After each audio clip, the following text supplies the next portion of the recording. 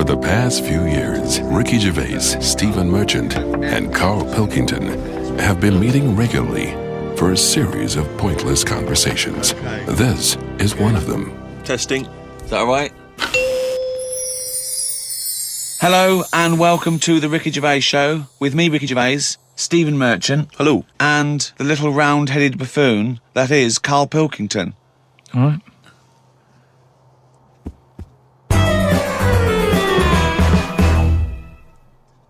I got a text from Carl yesterday, Steve. A text from Carl, yeah. Yeah.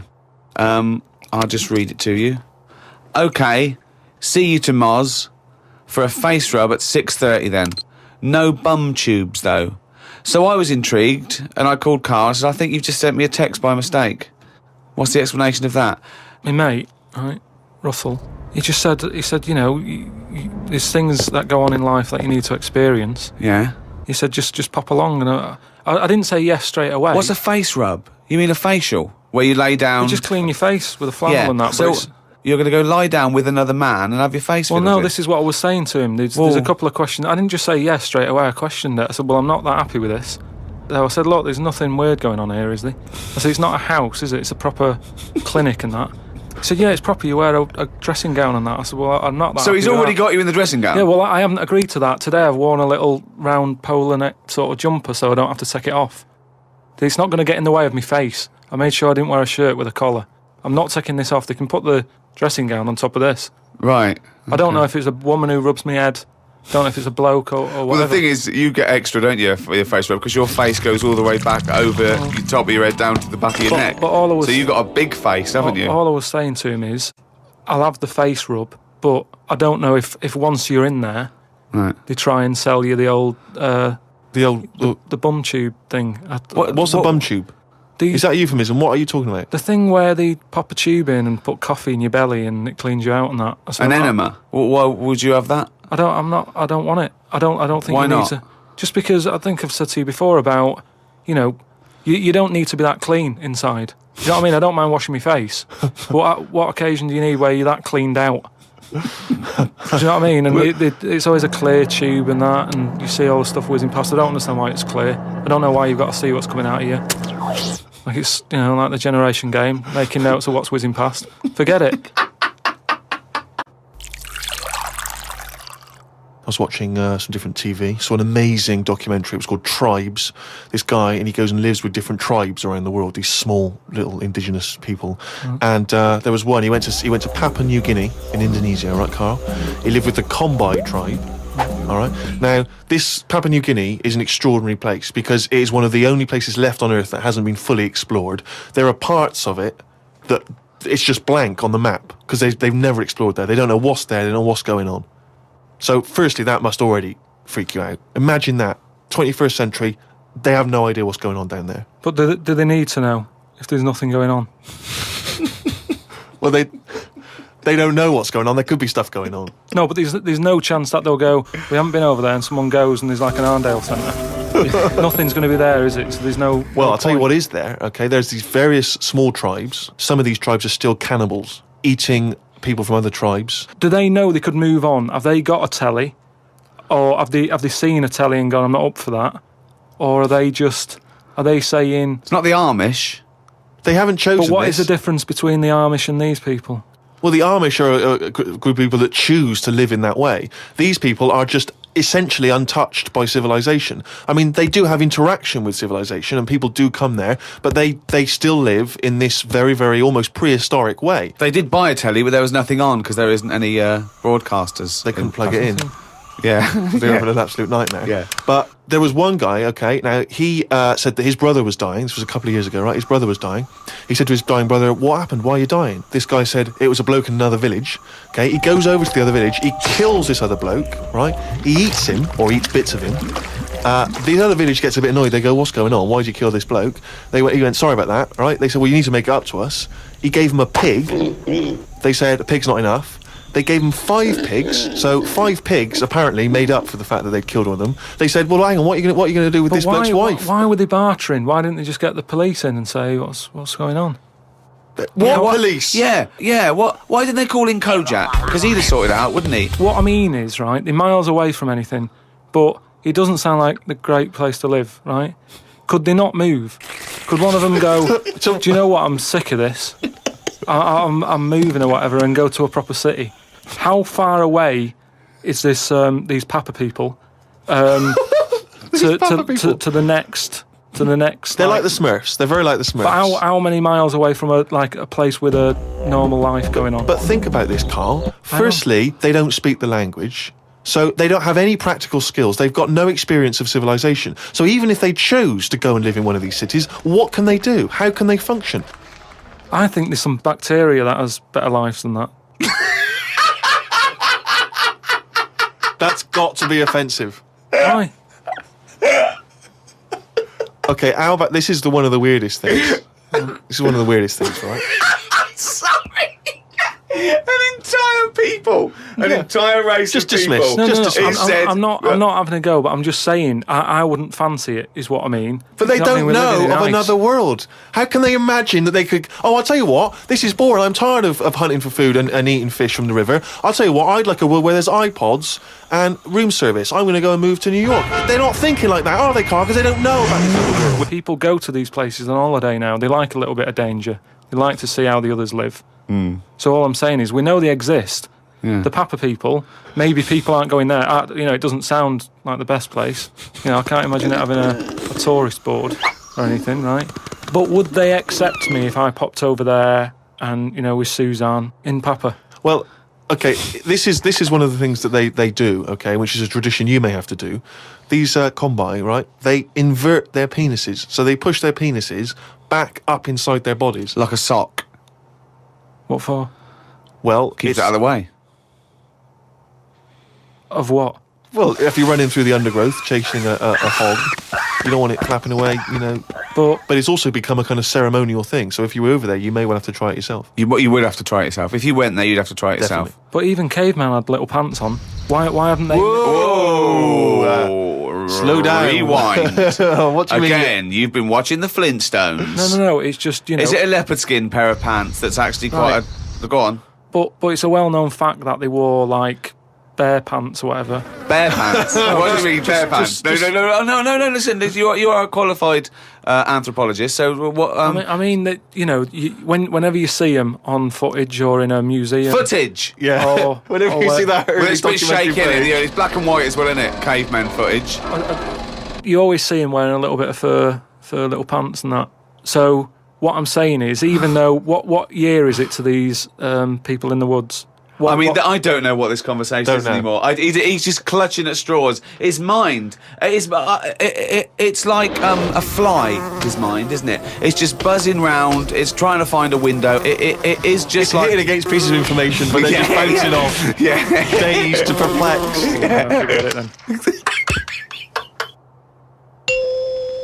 I was shopping with Carl before Christmas, and we went round sort of Piccadilly and St James's, and there's really beautiful shops around there. And I went in one shop. You had to ring a bell to enter. Yeah. They came down, and it's like a iconoclastic sort of shop, and they found things from churches and nearly all Russian 16th century pieces onwards. This beautiful carvings and paintings and statues. And I went, oh, it's beautiful. And as I was looking round, I heard Carl sidle up to the bloke and go, what's the newest thing you've got here?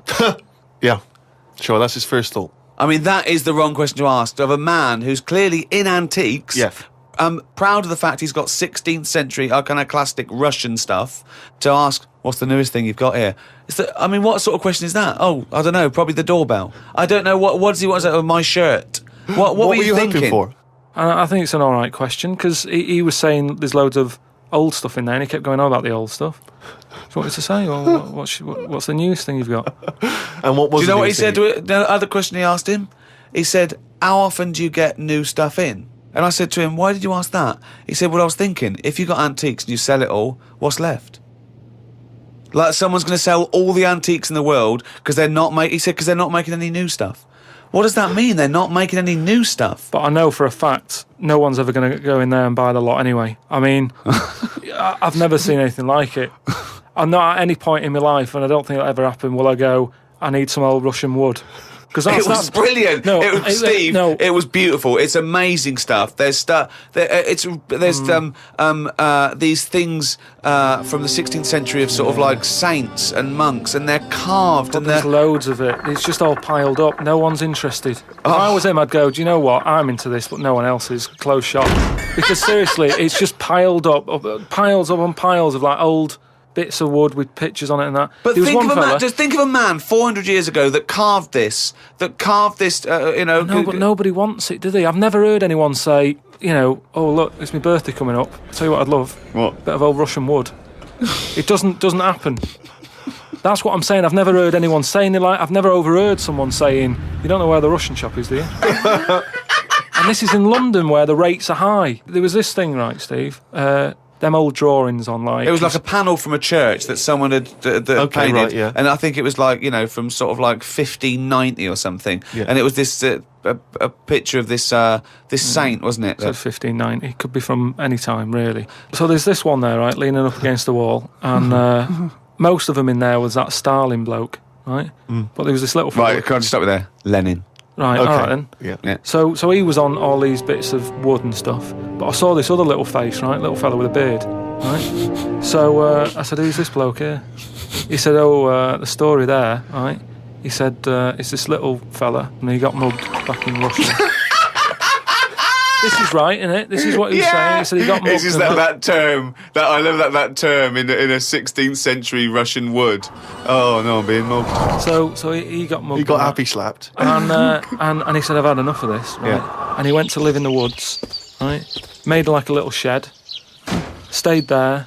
People went to visit him, and like, if you got a problem, you knock on his door and you go, I'm sick of it. And he'll sort of say, yeah, I know what you mean, I've moved out of the city and what have you. And he'd make them feel better, and then they go again. Now, why has that man got a plaque? If he was around now, there's no way he'd have a bit of wood with his face on it, is what I'm saying. If someone had got fed up with living in London or New York or whatever, and they go, I'm going to go and live in the woods, people wouldn't visit him, and he wouldn't get a piece of wood with his face on, is what I'm saying. But this man is selling it for about, I think it was about 750 quid for this bloke's head. But the chances are that this is either a well-known Russian folktale, or it may even be a piece of classic Russian He's a literature. saint. He was a saint. He was well, in which canonised. case it's Yeah. like, Everybody was a saint years ago. That seems to be like thrown about, doesn't it? Who's a saint now? Name him one now. Yet this fella lived in the woods in a hut. Oh yeah, that's Saint John or whatever. He's not a saint. He's done nothing. If anything, he's sort of said, I can't be bothered with living in a city with everyone else. Everyone else has got to put up with it, but I can't put up with it. I'm going to live in the woods. Well, if you can't put up with it, you're not good enough, are you? You've got no stamina. And yet he gets a plaque, is what I'm saying. It's annoying. Who would What you is like to that? see, who would you like to see get a plaque in the modern world? Who deserves a plaque, in your opinion? Probably like nurses and that who do a lot of bad things that I think I couldn't do that. Carrying lungs about and all that. No, but I couldn't do you know what I mean? That's one job that... my mum wanted me to be a doctor. Whoa! What was she thinking? Oh, what's her This expectations particular like apple now? didn't fall far from the tree. Oh, when did she start giving up that dream? At what age did she start going, Carl, you don't need to study your books anymore. Go and play with the worms in the garden. When did she sort of like let you off that Is dream? it the day that she caught you with a spoon up your nose?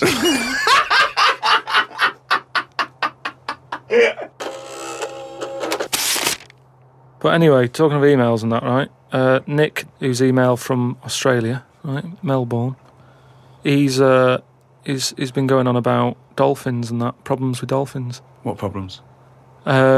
He's just saying when that wind happened, there was like a bad wind thing going on. Hold on, wait a minute. What bad wind? In America, they had that. Hurricane Katrina. Yeah. Right. And there was like a little bay with dolphins in it, and Right. that, with all guns on them and stuff. What? Whoa. They use dolphins, don't they? They say they're an intelligent animal and stuff. Yeah. And they've got them all like, they've all had the training. They're all like ready for battle and stuff. Right. Got like rifles on them. What do you mean rifles? They've How can they they've got hold the weapons, rifle? How can they hold the rifle? No, it's sort of on a strap and that. What do you mean it's on a strap? I don't know what they kit them out with, but they're just ready for war. Whenever What it are kicks you off. talking about? Listen, though, that isn't the point. Don't worry about it. Oh, we leave But what that I'm one, do saying we? is- That's not the point, so let's leave it. So they're swimming about. and that, Yeah, in with this little bay. rifles and berets. Whatever they've got on. Yeah. Ready for battle and stuff. Yeah, ready for battle, yeah. The wind comes in. The wind comes in. Hurricane Katrina. makes a wave, and that they get out of the little bay, Yeah. still all kitted out with all the weapons. You're talking and that. bollocks. Steve, do you want to look at the email? Well, mate? there's no way. There's loads of dolphins now swimming round, kitted out Causing with problems. guns and that, with a strap. How can a dolphin hold a... Whoa. Again, you've been watching Planet of the Apes. Oh, he's trying to talk to us. What's he saying? He's saying, go ahead, punk, make my day. Look, You're I'm just- talking shit. It's just news to say if there's dolphins, if you see a dolphin in that, don't go, oh, it's friendly, because there's some with weapons now. So I'm just reading it out on email. And that'll cover it and that. So Bollocks. Carl, can we have some monkey news before I die? all right. Oh, chimpanzee that! Monkey news, yeah. This monkey that was knocking about called Ollie. It was in this zoo, and it was the only monkey in there, right? And it was getting a bit lonely because it was sharing its sort of time with, say, an elephant and a giraffe and No, that. it doesn't happen. And they didn't really No, get on that well. Wait, they do No, but not let me put, just tell you. They do not put chimpanzees in with... No, well, it's but not true. I know Why they would he don't- share his no, time no, with an I know they elephant don't and a listen. giraffe? Gervais, I know it was some kind of flat share. They put an advert in the student union. Yeah. saying we Yeah, need, but we've got 2 rooms to let. African mammal wanted, Well, not anyway, specific. but a mammoth and a... What I'm saying is there was other elephants for elephants to knock about with than that. The monkey, it was the only one there. So what happened is the zookeeper Right. felt a bit sorry for him. He started to sort of get pally with him. So at lunchtime, when the zookeeper was sat on the wall having his ham butties or whatever, he'd sort of go, "You all right?"